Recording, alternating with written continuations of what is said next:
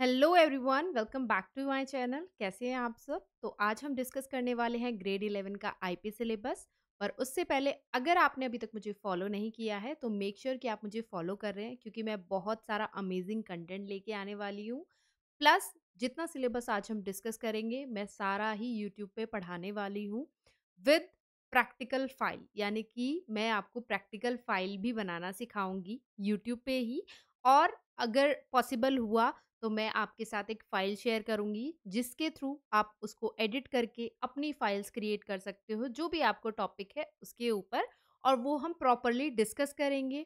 Plus आगे आने वाली वीडियोज़ में मैं आपसे अपना टेलीग्राम अकाउंट शेयर करूँगी, जहाँ पे आप लोग नोट्स जो मैं देने वाली हूँ, वो आपको नोट्स मिल जाएँगे, क्वेश्चन पेपर्स मिल जाएँगे, प्रैक्टिकल फाइल्स के पीडीएफ मिल जाएँगे।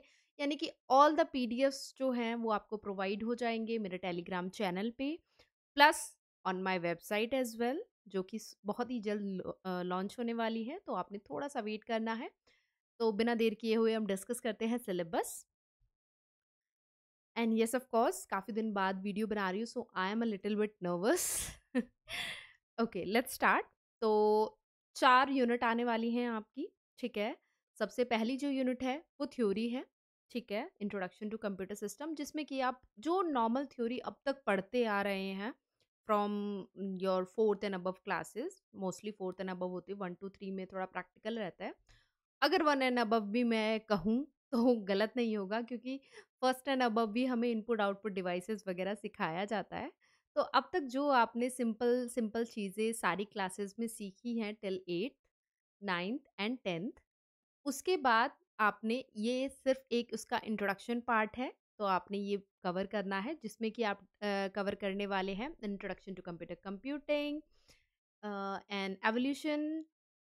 फिर उसके बाद कंपोनेंट्स हो गया, फिर उसके बाद कंप्यूटर मेमोरी डिस्कस करेंगे, उसके बाद सॉफ्टवेयर डिस्कस करेंगे। तो ये सारी चीज़ें डिस्कस करेंगे हम, ठीक है, यूनिट 1 में, जो कि मैं आपको कराऊंगी आगे आने वाली क्लासेस में। उसके बाद हम डिस्कस करने वाले हैं पाइथन। पाइथन में जो डिस्कस करेंगे वो बेसिक पाइथन रहेगा सबसे पहले, कि बिल्कुल ए बी सी डी से हम स्टार्ट करेंगे, बिल्कुल बेसिक पाइथन से, ठीक है? ताकि आप लोग जो भी बहुत वीक हैं पाइथन में, उनके लिए मैं बिल्कुल बेसिक से वीडियो बनाने वाली हूँ। ऑल्दो मैंने पहले वीडियो बना रखी है, बट येस ऑफ कोर्स, क्योंकि बच्चे जो काफ़ी वीक बच्चे भी होते हैं, बिल्कुल भी कोडिंग बैकग्राउंड नहीं है रहता है, उनको काफ़ी हेल्प हो जाएगी। तो उनके लिए मैं पूरा वेरी बेसिक से कराने वाली हूँ, ठीक है? और प्लस मैं आपको नोट्स वगैरह जो हैं वो टेलीग्राम पे दे दूँगी। तो I think that will cover. तो सिलेबस में यूनिट 1 में कोई चेंजेस नहीं है सो फार, यानी कि यूनिट 1 सेम है जो आपका प्रीवियस है। तो अगर आप कोई प्रीवियस बुक लेना चाहते हैं यूनिट 1 के पर्सपेक्टिव से, तो आप बिल्कुल ले सकते हैं। नई खरीदने की अभी कोई मुझे ऐसी ज़रूरत नहीं लगी है, ठीक है? उसके बाद कंट्रोल स्टेटमेंट्स है, जिसमें कि हम इफ एल्स पढ़ेंगे, फिर लिस्ट है और डिक्शनरी है। तो 4 चीज़ें हैं हमारे पाइथन में, बेसिक्स, कंट्रोल स्टेटमेंट, लिस्ट और डिक्शनरी, जो कि प्रीवियस जो हमारा सिलेबस है उसका एग्जैक्ट सेम है, 1-2 वर्ड्स इधर-उधर है लाइक दिस वन, ठीक है? बाकी कोई चेंजेस ऐसे स्पेसिफिक नहीं है। तो आप यूनिट 2 के लिए भी जो आपकी ओल्ड बुक है उसको प्रेफ़र कर सकते हो, नई बुक के अ, नई बुक को छोड़ के, मतलब आप पुरानी वाली भी पिक कर सकते हो, ठीक है? I already told you I am a bit nervous. So next one is unit 3, database concepts and structure query language. तो डेटाबेस कॉन्सेप्ट में सबसे पहले तो कॉन्सेप्ट पढ़ेंगे, जो भी उसका बेसिक है, कि उसकी नीड क्यों है, फिर डेटाबेस मैनेजमेंट सिस्टम की ज़रूरत क्यों पड़ी, वो एक्चुअल में होता क्या है, डोमेन क्या है, टपल क्या है, रिलेशन क्या है, ठीक है, प्राइमरी की, अल्टरनेट की। फिर उसके बाद एडवांटेजेस क्या हैं इसके, एसक्यूएल के। डेटा तो हम एक्सेल में भी मेंटेन कर सकते हैं, ठीक है, आप देखते हो एक्सेल में कितना सारा डेटा मेंटेन होता है, बट एसक्यूएल की क्यों नीड है, डीडीएल क्या है, डीक्यूएल क्या है, डेटा मैनिपुलेशन लैंग्वेज क्या है, ठीक है? तो ये सारी चीज़ें हम डिस्कस करेंगे। डाटा डेफिनेशन, यानी कि create database, create table, tables create करेंगे, डेटा की क्वेरीज लगाएंगे, सेलेक्ट है, फ्रॉम है, वेयर, ये सारे जो ऑपरेटर्स हैं हम वो लोग यूज़ करने वाले हैं, ठीक है? ऑपरेटर्स के साथ, जैसे कि बिटवीन है, लॉजिकल है। फिर डेटा मैनिपुलेशन है, इंसर्ट, डिलीट एंड अपडेट। तो ये सारा जो सिलेबस है यूनिट 3 का भी, वो एग्जैक्टली सेम है फ्रॉम लास्ट ईयर, तो यूनिट 3 के पर्सपेक्टिव से भी आप लास्ट ईयर की बुक को प्रेफर कर सकते हैं। ठीक है। उसके बाद बारी आती है इंट्रोडक्शन टू इमर्जिंग ट्रेंड्स। तो सेम जो आपका लास्ट ईयर का सिलेबस था ये भी सेम है बिल्कुल। इसमें हम AR, VR, machine learning, NLP हर एक चीज़ के बारे में पढ़ते हैं। तो अगर ओवरऑल देखा जाए तो आपके 2 थ्योरी चैप्टर्स हैं जो कि हैं यूनिट 1 एंड यूनिट 4। यूनिट 1 में आप इंट्रोडक्शन टू जो आपका कंप्यूटर सिस्टम है, एंड यूनिट 4 में आपका इंट्रोडक्शन टू इमर्जिंग ट्रेंड्स है। ठीक है। ये 2 आपके ऑलमोस्ट ऑलमोस्ट पूरे थ्योरी चैप्टर्स है, इसमें कोई प्रैक्टिकल्स नहीं है। ठीक है। फिर बारी आती है यूनिट 2 एंड यूनिट 3 की। यूनिट 2 आपको थोड़ा बहुत आपके 1 मार्क्स जो आ गए वो आपके थ्योरी क्वेश्चन आएंगे, अदरवाइज ये कंप्लीटली प्रैक्टिकल है। प्रैक्टिकल का मतलब है आपको कमांड्स पता होना चाहिए, आपको इन फंक्शंस के मतलब पता होना चाहिए, ये फंक्शन आप कब कहाँ यूज कर सकते हो, ये सारी चीजें आपको पता होनी चाहिए। ठीक है। उसके बाद अगर हम देखा जाए तो SQL में थ्योरी भी है और प्रैक्टिकल भी, क्योंकि अगर हम इतना पढ़ें database concept, advantages, relational data model, तो ये सारा क्या है आपका थ्योरी पार्ट। ठीक है। Data manipulation, introduction to MySQL, यहाँ तक अगर हम देखें this is a theory part. उसके बाद जितना भी पार्ट आता है दैट्स अ प्रैक्टिकल पार्ट। तो यानी कि this is a mixture of theory plus practical. ठीक है। तो आपको ओवरऑल आई थिंक क्लियर है कि कितना आपका थ्योरी पार्ट है, कितना आपका प्रैक्टिकल पार्ट। ठीक है।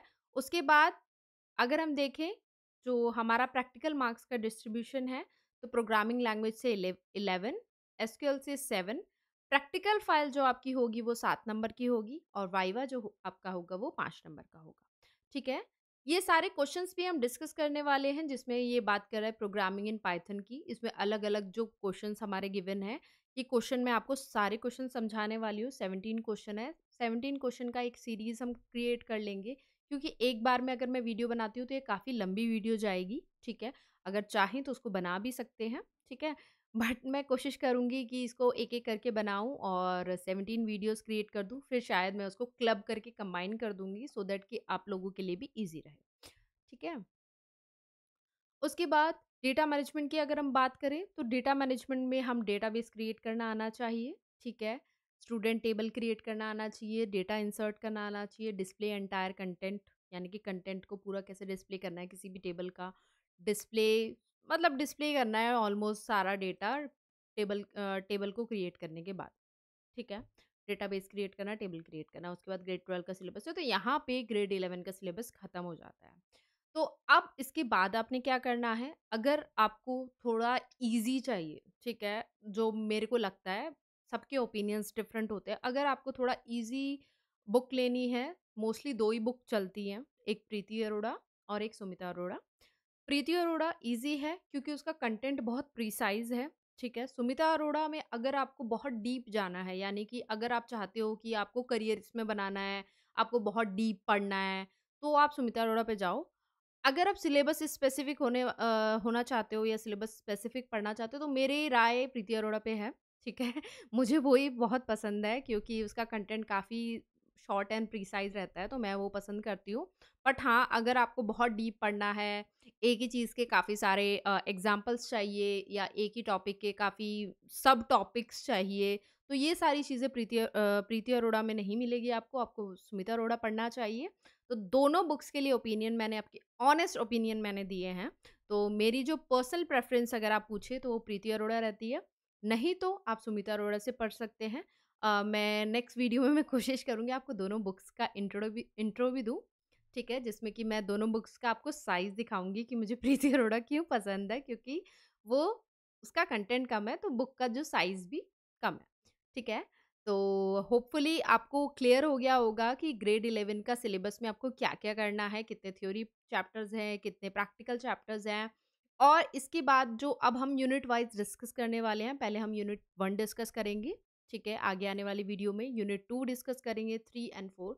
तो धीरे-धीरे इस सिलेबस को हम कवर कर लेंगे, प्लस फिर उसके बाद मैं आपको प्रैक्टिकल के जो ये लिस्ट है प्रैक्टिकल की, जो आपके प्रैक्टिकल फाइल में आपने करना है, ये सारे 17 के 17 क्वेश्चंस पाइथन के और 6 क्वेश्चन एसक्यूएल कमांड के सारे करा दूँगी। आप वही क्वेश्चन आप अपनी प्रैक्टिकल फाइल में कीजिए, दैट्स इट। यानी कि आपने सिर्फ़ ये क्वेश्चन लिखने हैं और प्रैक्टिकल फाइल में उनका कोड लिखना है विद आउटपुट।